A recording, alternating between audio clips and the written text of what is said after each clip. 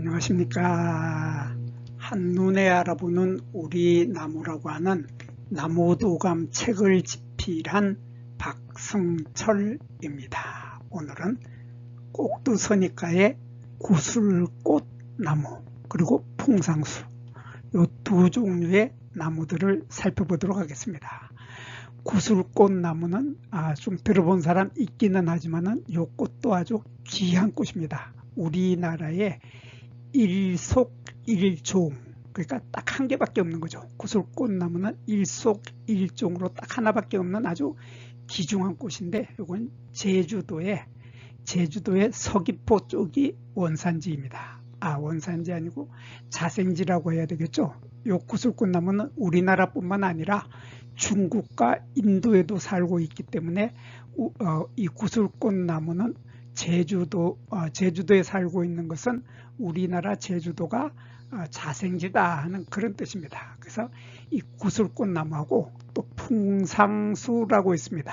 요거 나무 좀 아는 분들도 요 풍상수 처음 들어보시는 분 아주 많을 것입니다. 공부 좀 했다 하는 분들도 풍상수 처음 들어보시는 분 많을 텐데, 오늘 요 풍상수라고 하는 요 꽃도 함께 소개해 드리도록 하겠습니다. 먼저 요 구슬꽃나무의 이름을 살펴보도록 하겠습니다. 요 구슬꽃나무는 꽃이 핀 모습이 마치 구슬처럼 동그랗고 예쁜 구슬처럼 보인다 해서 구슬꽃나무라는 이름이 붙어 있는데, 이 구슬꽃나무라고 하는 이름은 최근에 붙여진 이름이고, 전에는 전에는 중대가리 나무 또는 머리꽃나무 이렇게 불렀습니다. 머리꽃나무나 중대가리 나무라고 했는데, 이 모양이 꽃이 핀 모양이 마치 중의 머리, 중은 머리 빡빡 깎는 거죠.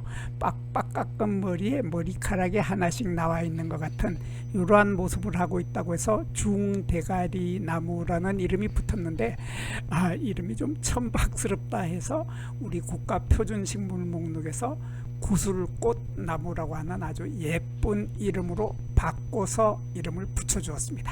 그래서 구슬꽃나무 이름이 저도 마음에 듭니다. 이 중대가리보다는 구슬꽃나무가 이름이 마음에 드는데, 이 구슬꽃나무는 요즘 바로 꽃이 피는 계절이죠. 7월달에서 8월달 요즘에 이런 꽃이 피게 되는데, 꽃은 가지 끝에서 이렇게 달립니다. 가지 끝에 이렇게 달리는데, 가지 끝에 달리는 꽃의 모양을 이렇게 달리는 이 꽃을 자세히 보면 이런 모습이죠. 이 모습 마치 바늘을 꼽아 놓는 핀 쿠션 같죠. 핀 쿠션, 반지꼬리 속에 들어있는 바늘 꼬지처럼 생긴 바늘을 하나하나 이렇게 꼽아 놓은 것 같은 이러한 모양의 꽃 차례를 이루게 되는데, 이 꽃은 여기 한 개가 아니라 여러 개의 꽃이 이렇게 모여 있는 겁니다. 꽃 하나가 여러 개가 모여 있는데, 이 모여 있는 모양이 머리꽃 차례, 한자로는 두상화서라고 합니다.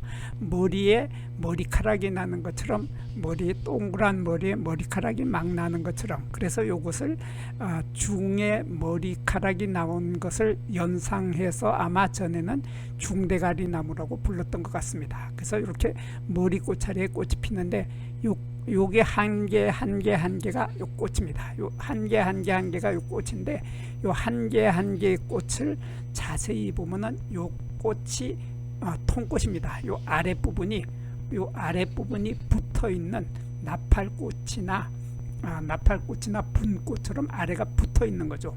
그러니까 붙어 있는 통꽃이기 때문에 요 꽃을 꽃잎이라고 하지 않고 우리는 꽃뿌리라고 합니다. 꽃뿌리 갈래 조각이라고 하죠. 이렇게 꽃뿌리 조각들이 이렇게 5개가 있고, 꽃뿌리 조각 속에 자세히 보면은 꽃뿌리 조각의 길이보다도 짧은 이렇게 연한 황색, 연한 노란색의 이러한 꽃밥이 5개가 보이고, 꽃밥 아래쪽에는 수술대도 보입니다. 이렇게 수술대도 보이니까 수술대도 5개가 있고 꽃밥도 5개가 있는데, 거기에 암술대는 길이가 아주 길죠. 길게 올라와서 이렇게 옆에서 보면 바늘을 꼽아 놓은 듯한 바늘꽂이처럼 모양이 돼버리는 이러한 길다란 암술이 있다. 그래서 이 암술은 암술로서의 역할을 할 수 있고, 여기 꽃밥이 달려있는 수술은 꽃밥 속에 꽃가루가 들어있기 때문에 이 꽃가루가 들어있는 이러한 수술을 가지고 있고 암술을 가지고 있기 때문에 이러한 꽃을 우리들은 남자의 성과 여자의 성을 모두 가지고 있다 해서 쌍성꽃이라고 하죠. 쌍성꽃이라고 하고 한자로는 양성화라고 합니다. 그래서 이 꽃 하나가 양성화, 쌍성꽃이기 때문에 이 꽃 하나는 열매를 맺을 수 있는 능력을 가지고 있다. 그래서 이 꽃 하나는 열매를 맺고, 여기도 꽃 하나가 열매를 맺는 모두 다 쌍성꽃, 양성꽃들이 이렇게 타닥타닥 모여서 전체적으로 공처럼 동그랗고 바늘을 꼽아 놓은 듯한 핀 쿠션 같은 그러한 형태의 꽃을 피우는 것이 바로 구슬꽃 차례입니다. 그래서 요게 요 한 개 한 개가 모두 쌍성꽃, 양성하였기 때문에 나중에 열매를 맺은 걸 보면 열매가 모두 다 꽃 하나가 다 열매를 다 맺은 겁니다. 그래서 여기 열매 엄청 많은 열매가 이렇게 달려 있는데 요 열매도 공 모양으로 이렇게 빨갛게 익어서 참 열매 모양도 보기가 좋은데 요 열매는 바로 자세히 보면 요 한 개, 요 열매 하나를 자세히 보면 요런 모습이 됩니다. 요런 모습이 돼서 이렇게 아래쪽에 열매가 있고 열매 위에 이런 꽃받침 조각이 남아있게 됩니다. 여기 꽃이 피었을 때, 꽃이 피어 있을 때 여기 지금 꽃뿌리 아래쪽에 꽃받침이 있습니다. 꽃받침이 있는데 그 꽃받침은 남아 있다가 꽃받침 아래에 있던 밑씨가 씨방이 길어져서 이렇게 길어져서 밑씨가 들어있던 씨방이 길어져서 이것이 열매가 되는데 요 열매는 티는 열매 사과입니다. 티는 열매 사과이기 때문에 요 열매는 얇은 열매 껍질이 있어서 열매 껍질이 나중에 열매가 다 익으면 저절로 벌어져서 갈라지면서 그 속에 들어있는 씨앗이 튀어나온다. 우리 티는 열매의 대표적인 것이 콩을 생각하면 됩니다. 콩처럼 콩의 콩깍지가 벌어지면서 그 속에 들어있던 콩이 튀어나온다. 그게 바로 티는 열매죠. 그래서 이 열매도 콩처럼 다 익게 되면 열매 껍질이 갈라져서 터지면서 속에 들어있던 씨앗이 튀어나온다 하는 이러한 특징을 가지고 있고, 요 위에는 열매 위쪽에는 꽃받침 조각이 꽃이 피어 있을 때 있던 꽃받침 조각이 끝까지 남아있다. 이러한 꽃받침 조각을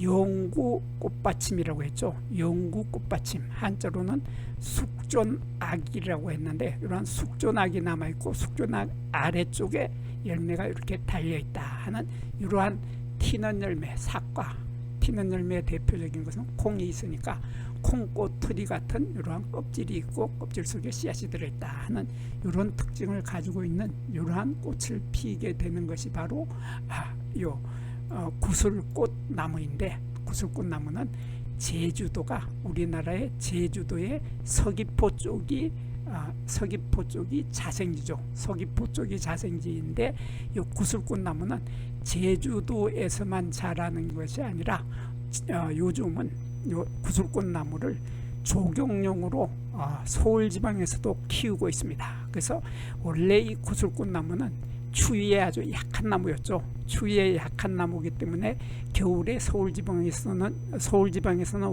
월동이 되지 않았는데 요즘은 월동이 되기 때문에 추위에 좀 강해졌습니다. 구슬꽃 나무가 추위에 좀 강해져서 요즘은 서울 지방에서도 요게 구슬꽃 나무가 월동을 할 수 있다 하는 이러한 강인하게 자라게 된 것이 바로 구슬꽃 나무입니다. 그래서 이 구슬꽃 나무는 이 잎을 보면은 잎은 이렇게 두 개가 서로 마주 달리죠. 대생한다고 하는데 이러한 마주 달리는 잎에 이렇게 잎의 겨드랑이 이 부분에서 조금 크게 볼게요.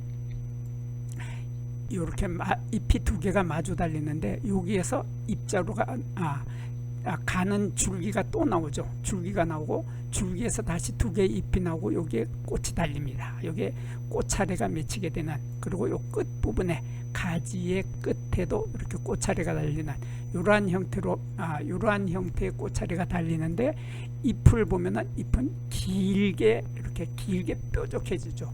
이러한 것을 피치명이라고 하죠. 한자로 피치명이라고 하고 우리들은 바속골이라고 하는데, 그런 바속골의 형태로 피치명, 한자로는 피치명이고 우리말로는 바속골입니다.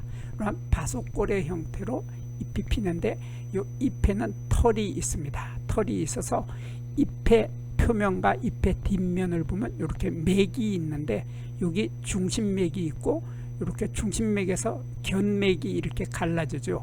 이렇게 견맥과 중심맥이 있는데, 이 중심맥과 견맥의 맥 위에는 잔털을 가지고 있다. 털을 가지고 있다. 그래서 이렇게 잎의 뒷면이나 잎의 표면에도 털을 가지고 있고, 어린 가지에도 털을 가지고 있습니다. 어린 가지에도 털이 많이 있으면서 키는 1에서 3m 정도, 요 정도 자라게 되는 가을에 낙엽이 떨어지는 떨기나무 과목입니다. 근데 이러한 구슬꽃나무는 우리나라에서는 제주도가 자생지라고 했는데, 요거하고 아주 비슷한 꽃이 바로 요런 꽃이 있습니다. 이 꽃은 꽃의 모양이 약간 다르죠. 약간 다른 모습을 하고 있는데, 이 꽃을 우리는 풍상수라고 되게 알려져 있습니다. 풍상수, 이렇게 한자로는 이렇게 바람풍자에다 상자라고 하는 상자를 써서 상자에 바람이 부는 상자 같은 나무다.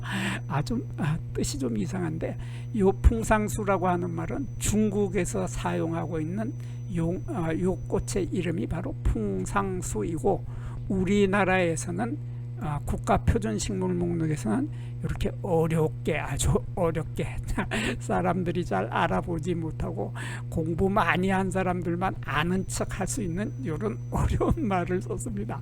그래서 이렇게 케팔란투스, 여기 케팔란투스죠. 케팔란투스, 여기 오키덴탈리스. 그래서 케팔란투스 오키덴탈리스를 그대로 한글로 그대로 쓴 겁니다. 그래서 케팔란투스 오키덴탈리스라고 우리 국가 표준 식물 목록에서 요 이름을 추천명으로 했지만, 우리 인터넷을 찾아보면 요 이름 쓰는 사람 없습니다. 없고, 차라리 풍상수가 오히려 부르기도 좋고 기억하기도 좋으니까 풍상수라고 하는데, 요 풍상수라고 하는 이 나무는 조금 전에 보았던 구슬꽃나무는 조금 전에 제가 제주도에 자생하는 나무라고 했죠. 제주도가 자생지인 구슬꽃나무인데 반해서 풍상수는 원산지가 미국입니다. 미국하고 미국의 플로리다 아래쪽에 있는 쿠바가 원산지인 것이 바로 케팔란투스 오키덴탈리스. 이름 참 어려운데 버튼 붓이라고도 하고, 풍상수, 우리 중국에서는 이렇게 부르고 우리나라에서도 풍상수라고 많이 부르고 있어서 제가 풍상수라는 이름을 붙여서 일단 설명을 하고 있습니다. 그래서 이 꽃은 우리 구슬꽃나무에 비해서 꽃이 좀 빨리 피죠. 빨리 피어서 6, 7월에 핀다. 우리 구슬꽃나무는 7, 8월에 피는 데 반해서 요 오키덴탈리스, 케팔란투스 오키덴탈리스 이름 참 어려워서 그냥 풍상수라고 하겠습니다. 풍상수는 6월에서 7월 달, 한 달 빨리 핀다, 그런 얘기죠. 6, 7월에 피고, 우리 구슬꽃나무는 7, 8월에 피고 머리꽃차례에 피는 것은 똑같아서 꽃의 모양은 거의 구별할 수 없을 정도로 아주 비슷한데, 거의 이 꽃은 거의 흰색이죠. 꽃 한 개를 보면 이렇게 거의 흰색에 가깝고, 이런 흰색의 꽃이 피는 데 반해서 구슬꽃나무는 그 색깔이 이런 색깔이죠. 구슬꽃나무는 그렇게 자주색이 들어간 연한 자줏빛을 띤 이러한 꽃을 피어서 요게 약간 자줏빛을 띠는 데 반해서 풍상수는 전체가 흰색이다. 그래서 흰색 꽃이 피는데 꽃의 크기가 다릅니다. 꽃의 크기가 달라서 꽃의 크기가 요 전체를 머리 꽃차례, 머리에서 머리카락이 나오는 것처럼 이러한 꽃차례 전체를 머리 꽃차례 두상아사라고 했는데, 머리 꽃차례의 지름이 구슬꽃나무, 제주도가 자생지인 구슬꽃나무는 요 지름이 2에서 2.5cm 정도인데 반해서 요거 서양 구슬꽃나무, 풍상수라고 하기도 하고 서양 구슬꽃나무라고도 합니다. 여기서 풍상수는 케팔란투스 오키덴탈리스라고도 하지만은 서양 구슬꽃나무라고도 많이 또 부르고 있습니다. 그래서 요 서양 구슬꽃나무 풍상수는 지름이, 꽃차례의 지름이 3.5에서 4cm. 그러니까 제주도가 자생지인 구슬꽃나무에 비해서 서양 구슬꽃나무 풍상수는 꽃의 꽃차례의 크기가 크다 하는 특징을 가지고 있고, 꽃뿌리는 요 꽃뿌리 하나는 지름이 5mm 정도 되고, 요 길이가, 요 통꽃이죠, 통꽃의 길이가 10mm. 그러니까 여기에서 여기까지 길이가 한 1cm 정도 되는 이러한 꽃들이, 많은 꽃들이 다닥다닥 붙어서 이런 꽃을 피는데, 꽃이 피기 전에 꽃봉오리 상태에서 보면 요 아래에 꽃받침을 가지고 있죠. 그래서 요 꽃받침이 나중에 열매를 맺었을 때 보면 꽃받침이 이런 상태로 남게 된다. 조금 전에 우리 제주도가 자생지인 구슬꽃나무는 요 꽃받침의 길이가 길어졌죠. 이렇게 꽃받침의 길이가, 이렇게 꽃받침 조각의 길이가 이렇게 길었는데 반해서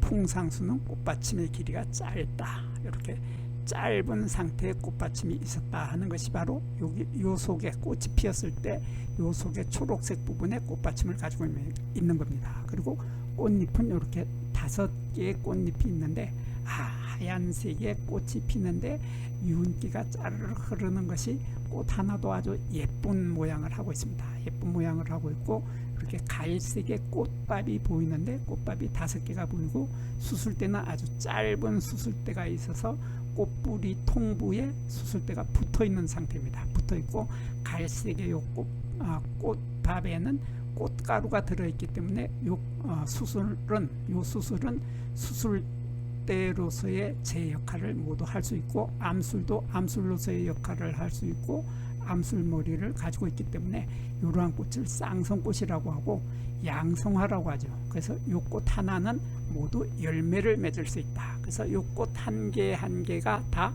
열매를 맺을 수 있으니까, 여기 꽃이, 이 꽃들이 이렇게 타닥타닥 붙어서 많은 꽃들이 나중에 열매를 맺은 것을 보면 열매 하나 또 하나 열매 하나씩이 이렇게 많이 모여 있는 이러한 구조를 하고서 열매 하나의 모습은 이런 모습이 됩니다. 요 하나는 크게 보면 이런 모습이 되는데, 요 열매는 조금 전에 보았던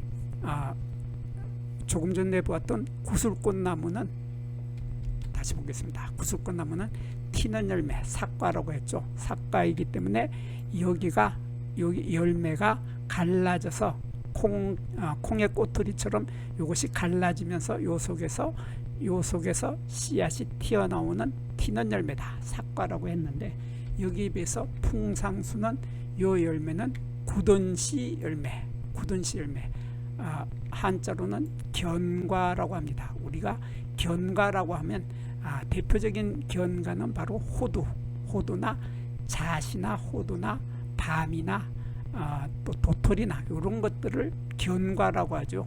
바로 요 견과를 굳은씨 열매, 껍질이 굳은씨 아니고, 죄송합니다. 굳은씨 아니고 굳은 껍질 열매. 그래서 껍질이 단단한 열매다. 껍질이 단단한 호두처럼 껍질이 단단한 열매다 해서 견과라고 하는데, 요 열매는 굳은 껍질 열매. 껍질이 단단한데 요 껍질을, 요 씨앗을 한 개를 보면 이런 모습을 하고 있습니다. 이렇게 해서 씨앗이 딱딱한 껍질을 가지고 있다. 굳은 껍질을 가지고 있는 밤이나 호두나 밤이나 아니면은 호두나 밤이나 도토리 같은 딱딱한 껍질을 가지고 있고 그 속에 씨앗이 들어있다 하는 것이 바로 요 굳은 껍질 열매입니다. 이러한 굳은 껍질 열매를 맺는 것이 바로 풍상수입니다. 그래서 풍상수하고 이 구슬꽃나무는 꽃의 모양이 비슷하지만 열매에서는 많은 차이점을 가지고 있고, 그리고 잎의 모양도 많은 차이점을 가지고 있습니다. 그래서 잎을 보면은 잎은 조금 전에 구슬꽃나무는 두 잎이 마주 달렸었는데 요거는 잎이 3개씩 마주 달린다. 그래서 여기 잎이 하나, 둘, 셋. 그래서 이렇게 3개의 잎이 마주 달리는 한자로 삼엽윤생이라고 합니다. 이렇게 한자로 삼엽윤생하는 3개의 잎이 돌려서 달린다 하는 이런 특징을 가지고 있고, 잎의 폭이 좀 넓은 편이죠. 그래서 잎의 길이가 7에서 18cm고 폭이 5에서 7cm로 잎이 좀 큰 편입니다. 그래서 여기 보면은 구슬꽃나무는 잎이 아주 작아서 조그만하고 광택이 반짝반짝 나는 것이 바로 구슬꽃나무인데, 풍상수는 광택은 없고 이렇게 잎의 크기가 크다 하는 이러한 뚜렷한 차이점을 가지고 있고, 이게 3개가 돌려서 달린다 하는 이런 특징을 가지고 있는데 반해서 구슬꽃나무는 잎에 2개가 마주 달린다, 이렇게 2개씩이 마주 달린다 하는 이런 차이점을 가지고 있습니다. 그래서 잎의 모양이나 잎이 달리는 차례가 서로 다르다 하는 풍상수와 이 구슬꽃나무는 잎에서 완전한 차이점을 보이고 있고, 꽃이 피었을 때도 연한 자줏빛으로 보이는 것이 구슬꽃나무인데 풍상수는 거의 흰색으로 보인다 하는 이러한 뚜렷한 차이점으로 두 나무는 쉽게 구별을 할 수 있습니다. 여기에서 잠깐 구독과 좋아요를 누르는 시간을 갖도록 하겠습니다.